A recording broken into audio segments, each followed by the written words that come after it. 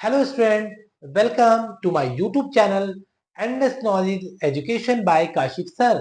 आप सबका मेरे चैनल पे बहुत बहुत स्वागत है। मैं इस बार आईसीएसई बोर्ड के इकोनॉमिक्स का पेपर लेकर के आया हूँ, जहाँ पे मैं आपको इकोनॉमिक्स पेपर में इम्पोर्टेंट टॉपिक्स, इम्पोर्टेंट कंटेंट्स और पेपर का पैटर्न किस तरीके से आना है, इन सभी चीजों को डिस्कस करूंगा, जिससे कि आप अपने इकोनॉमिक्स पेपर को बेस्ट कर सको और आप उसमें 100% मार्क्स अचीव कर सको। कि उन सभी लोगों के लिए है जिन्होंने तैयारी पहले से चाहे कर रखी हो या जिसने तैयारी अभी ना भी की हो, वो सभी को अच्छी तरीके से तैयार करना होगा और अपना बेस्ट देना होगा और अपने 100% मार्क्स को लेकर के अचीव करना होगा अपना टारगेट। ओके, चलिए स्टार्ट करते हैं। सबसे पहले हम डिस्कस करेंगे हमारा पेपर का पैटर्न। बहुत से बच्चों को पता है, लेकिन बहुत से बच्चे ऐसे हैं जो भूल जाते हैं, तो वो एक बार इसको रिमाइंड कर ले। चलिए स्टार्ट करते हैं हम आज का पेपर का पैटर्न। तो हम देखेंगे कि हमारा इकोनॉमिक्स का पेपर का पैटर्न किस तरीके का है। स्टार्ट करते हैं। आपको मालूम होगा कि आपके दो सेक्शन आते हैं, एक सेक्शन ए होता है, एक सेक्शन बी होता है। सेक्शन ए में आपको 4 क्वेश्चन देखने को मिलेंगे और सेक्शन बी में आपको 6 क्वेश्चन देखने को मिलेंगे। ठीक है, सेक्शन ए में 4 क्वेश्चन में चारों क्वेश्चन कंपलसरी हैं, सभी को आपको करने हैं। और सेक्शन बी में 6 में से आपको सिर्फ 4 क्वेश्चन करने हैं, जो भी 4 क्वेश्चन आपको अच्छे लगते हो। ठीक, तो क्वेश्चन नंबर हमारा जो 1 है वो हमारा एमसीक्यू बेस्ड आएगा। इसमें आपको 16 क्वेश्चन 16 क्वेश्चन देखने को मिलेंगे और हर क्वेश्चन आपका 1 मार्क्स कैरी करेगा। ठीक है, तो ये 16 मार्क्स का क्वेश्चन हो जाएगा आपका। क्वेश्चन नंबर सेकंड जो हमारा है, इसमें हमारे सेकंड में हमारे 4 पार्ट होंगे और हर पार्ट 2 मार्क्स का होगा, तो कुल मिलाकर के 8 मार्क्स का आपका क्वेश्चन नंबर आपका 2 जो होगा वो 8 मार्क्स का होगा। इसी तरीके से क्वेश्चन नंबर 3 भी आपके 4 पार्ट होंगे, इसमें 2 मार्क्स का 8 मार्क्स टोटल बनेगा। और क्वेश्चन 4 भी आपका 4 पार्ट होंगे, 2 मार्क्स का एक क्वेश्चन होगा और 8 मार्क्स यहाँ से भी आपको दिलाएगा। इन सब में आपके शॉर्ट क्वेश्चन वाई, जैसे कि किसी में रीजन पूछा जा रहा होगा या किसी में आपको कोई ग्राफ बनाना होगा, ठीक, या किसी में आपको किसी चीज को डिफाइन करना होगा या डिफरेंसेस बताने होंगे, तो ये सभी शॉर्ट चीजें जो होंगी वो इस सेक्शन ए में आपको देखने को मिलेंगी। ठीक है, चलिए बढ़ते हैं हम लोग अपना सेक्शन बी की तरफ। सेक्शन बी में क्वेश्चन नंबर, जैसे कि आपके यहाँ 6 क्वेश्चन है, इनमें से आपको सिर्फ 4 क्वेश्चन करने हैं और हर क्वेश्चन में 2 पार्ट आपको देखने को मिलेंगे। क्वेश्चन पार्ट 1 पार्ट 2, 1 2 इस तरीके से आपको देखने को मिलेगा। और हर पार्ट जो होगा आपका 5 मार्क्स कैरी करेगा, जिससे आपको एक क्वेश्चन जो होगा वो आपका 10 मार्क्स का हो जाएगा। तो यहाँ से आपको कुल मिलाकर के आपको 40 मार्क्स यहाँ से आपको कवर करने होंगे। ठीक है, तो इसमें आपको जो भी क्वेश्चन आपको ऐसा लगता होगा जो बहुत अच्छी तरीके से आपको आते हो, तैयार हो, जिसके बारे में आप ज्यादा से ज्यादा लिख सको अपने बोर्ड के एग्जाम में, वही क्वेश्चन आपको यहाँ पे अटेम्प्ट करना होगा। ठीक है, तो उम्मीद करते हैं कि आपको समझ में आया होगा। तो अभी तक जिसने भी मेरा चैनल सब्सक्राइब ना किया हो, तो सबसे पहले आप मेरा चैनल सब्सक्राइब करें, बेल आइकन प्रेस करें और अपने सभी फ्रेंड को शेयर करते रहे, ताकि इस तरीके के जितने भी इंपॉर्टेंट कंटेंट और पेपर के टॉपिक्स मैं आपको बताऊंगा वो सभी तक के पहुंच सके। ओके, तो चलिए बच्चों स्टार्ट करते हैं हम आपका ICSE class 10th economics paper के कुछ इंपॉर्टेंट टॉपिक्स, इंपॉर्टेंट क्वेश्चन जो आपके एग्जाम में आने वाले हैं। तो सबसे पहला हम बात करें तो हमारी यूनिट फर्स्ट जो सबसे पहला हमारा चैप्टर है, फैक्टर्स ऑफ प्रोडक्शन। तो फैक्टर ऑफ प्रोडक्शन में से आपको क्या तैयार करना है, आपको उसमें लेबर तैयार करना है, लेबर की मीनिंग, उसकी कैरेक्टरिस्टिक्स। ठीक है, लेबर की मीनिंग, कैरेक्टरिस्टिक्स, ठीक, एंड डिवीजन ऑफ लेबर। ठीक है, डिवीजन ऑफ लेबर में आपको इसकी टाइप्स को भी देख लेना होगा अच्छी तरीके से। ठीक है, टाइप्स को आपको तैयार करना होगा।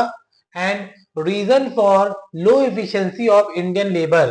ठीक है, कौन कौन ऐसे रीजन है जिससे कि इंडियन लेबर में बहुत ज्यादा लो एफिशिएंसी पाई जाती है, तो आपको इनके ये रीजन को भी तैयार करना होगा इसमें। ठीक, उसके बाद हमारा आता है ऑन्टरप्रेन्योर।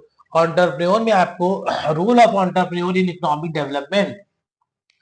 एंटरप्रेन्योर का क्या रोल होता है इकोनॉमिक डेवलपमेंट में, किस तरीके से वो इकोनॉमिक की डेवलपमेंट को आगे बढ़ाता है या उसको ग्रोथ करता है।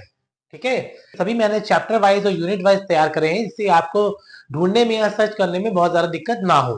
ठीक, तो नेक्स्ट हमारा है elementary theory of demand, unit second का हमारा। इसमें आपको डिमांड एंड सप्लाई शेड्यूल तैयार करना है एंड कर्व एंड उसके डिटर्मिनेंट जो भी होंगे। ठीक है, डिमांड एंड सप्लाई आपको इसमें शेड्यूल, कर्व और उसके जो डिटर्मिनेंट्स हैं आपको ये तैयार करने होंगे। ठीक है, उसके अलावा आपको डिफरेंस तैयार करने हैं, extension and increase in demand इसके आपको कम से कम 5 पॉइंट तैयार कर लेने होंगे।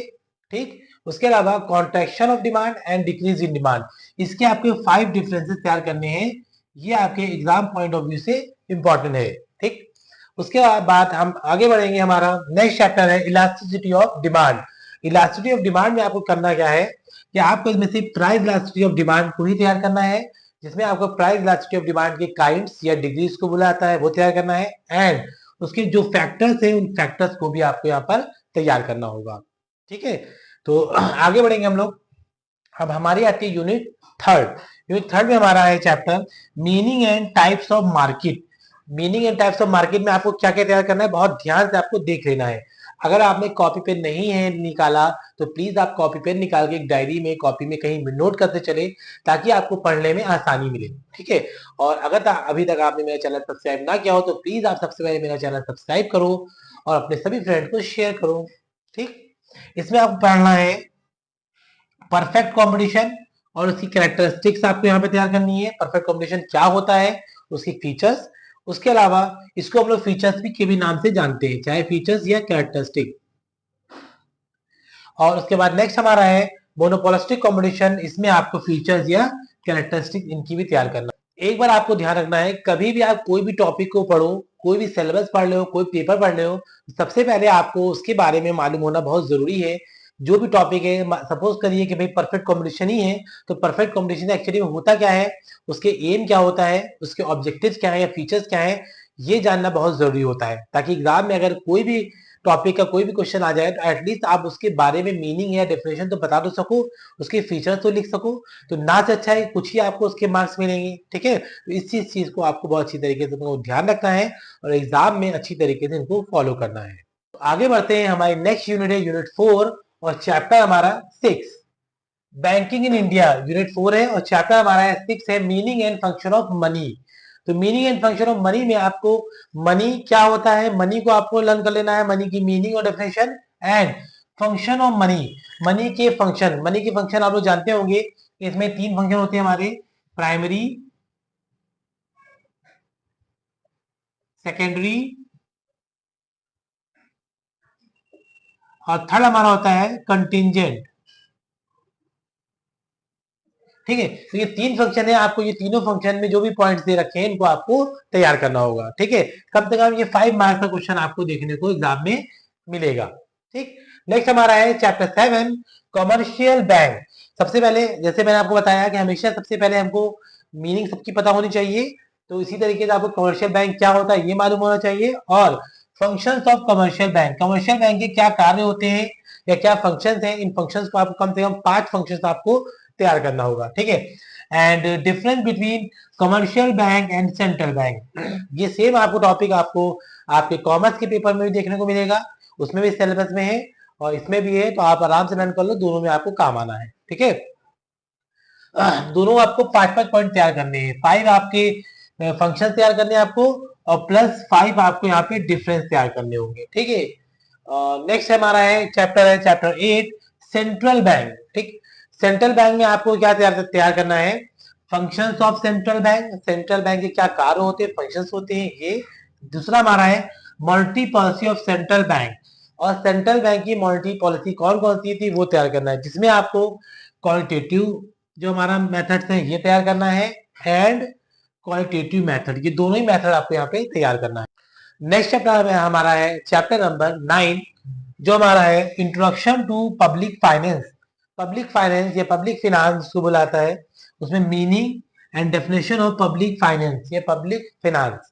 ठीक है, हमें इसकी मीनिंग और डेफिनेशन तैयार करनी है बस, इसमें और इसमें कुछ भी आपको पढ़ने की जरूरत नहीं है। उसके बाद नेक्स्ट हमारा है पब्लिक रेवेन्यू। पब्लिक रेवेन्यू में आपको देखिए मीनिंग तैयार करना है पब्लिक रेवेन्यू की, उसके सोर्सेज जो हमारे डायरेक्ट एंड इनडायरेक्ट टैक्सेस के फॉर्म में होते हैं, और डायरेक्ट इनडायरेक्ट टैक्सेस में आपको इसके 5 डिफरेंस भी तैयार करने होंगे साथ साथ में। ठीक है, तो 5 आपको डिफरेंस तैयार करने हैं और डायरेक्ट डायरेक्ट सोर्सेज में हमारे। उसके अलावा आपको प्रोग्रेसिव एंड रिग्रेसिव टैक्स ये क्या होता है, और इनके भी आपको 5 डिफरेंस तैयार करने होंगे। ठीक है, इतनी बात आपको समझ में आ गई। चलो चलिए आगे बढ़ते हैं, हमारा नेक्स्ट चैप्टर हमारा chapter number 11 public expenditure. Public expenditure में आपको इसकी मीनिंग पता होनी चाहिए। उसके अलावा आपको डिफरेंस जान करना है रेवेन्यू एंड कैपिटल एक्सपेंडिचर। ठीक है, रेवेन्यू कैपिटल एक्सपेंडिचर में आपको 5 डिफरेंस तैयार करने हैं जो आपके एग्जाम पॉइंट ऑफ व्यू से बहुत ज्यादा इंपॉर्टेंट है। उसके बाद हमारा नेक्स्ट है पब्लिक डेप्ट। पब्लिक डेप्ट में आपको मीनिंग एंड टाइप ये आपको यहाँ पर देखने को मिलेगा। इस तरीके से आपकी यूनिट 4 तैयार हो जाती है। आज की हमारी लास्ट यूनिट है यूनिट 5 और चैप्टर हमारा है 13 इन्फ्लेशन, जो बहुत ही आपका इंपॉर्टेंट चैप्टर है आपके एग्जाम पॉइंट ऑफ व्यू से। बहुत सारे क्वेश्चन आपको इसमें देखने को मिलेंगे। तो आपको इन्फ्लेशन चैप्टर में क्या क्या तैयार करना है वो आपको यहाँ पे देख लेना है। सबसे पहले आपको इन्फ्लेशन की मीनिंग क्या होती है, मीनिंग इन्फ्लेशन की, इसको देखना है आपको। उसके आपको टाइप्स तैयार कर लेने होंगे और उसके बाद हमारा demand pull and cost push inflation ये आपको भी यहाँ पर देखना है और डिफरेंस भी आपको इसमें तैयार करना है। ठीक है, आगे बढ़ते हमारा लास्ट चैप्टर है हमारा कंज्यूमर अवेयरनेस। ठीक है, कंज्यूमर अवेयरनेस जैसे आपको क्या क्या पढ़ना है, आपको इसमें फॉर्म्स ऑफ कंज्यूमर्स एक्सप्लॉयटेशन, कौन कौन से फॉर्म्स होते हैं हमारे कंज्यूमर एक्सप्लॉयटेशन की, उनको आपको देखना है, लर्न कर लेना है। नेक्स्ट हमारा है कंज्यूमर्स राइट, कंज्यूमर के क्या क्या अधिकार होते हैं, आपने बहुत बार पढ़ा होगा, आपको आता भी होगा, इनको आपको अच्छी तरीके से तैयार कर लेना है। और नेक्स्ट हमारा है कंज्यूमर प्रोटेक्शन एक्ट 1986 जो आपको कॉमर्स में भी देखने को मिला होगा आपका, तो इसको भी आपको तैयार कर लेना है और इसके फीचर्स आपको देख लेने हैं। ठीक है, और लास्ट हमारा है फूड अडल्ट्रेशन। फूड अडल्ट्रेशन क्या होता है, इससे क्या क्या प्रॉब्लम हो सकती हैं, इन प्रॉब्लम्स को भी आपको यहाँ पर तैयार करना होगा। ठीक, तो कुल मिलाकर के जो मोस्ट इंपॉर्टेंट टॉपिक्स थे हमारे सिलेबस के इकोनॉमिक्स के वो मैंने यहाँ पे कवर कर रखे हैं। और ये टॉपिक्स अगर आप अच्छी तरीके से पढ़ लोगे तो आप अपने एग्जाम में बेस्ट ला सकोगे और 100% आप मार्क्स अचीव कर सकोगे। ठीक है, तो बस आपको इतना करना है कि आपको इनको अच्छी तरीके से तैयार करना है। और अगर अभी तक आपने मेरा चैनल सब्सक्राइब नहीं किया हो तो प्लीज आप सब मेरा चैनल सब्सक्राइब करो और शेयर करो ताकि इस तरह की इंफॉर्मेटिव वीडियोस और भी जितने भी आपके फ्रेंड्स हैं स्टूडेंट्स हैं सभी को मिल सके और मैं भी आगे आपके लिए और भी जितने भी आपके पेपर हो रहे हैं उन सभी का इंपॉर्टेंट कंटेंट मैं आपको प्रोवाइड कर सकूं। तो उम्मीद करता हूं कि आपको मेरी वीडियो पसंद आई होगी, अच्छी लगी होगी। तो thank you and keep watching.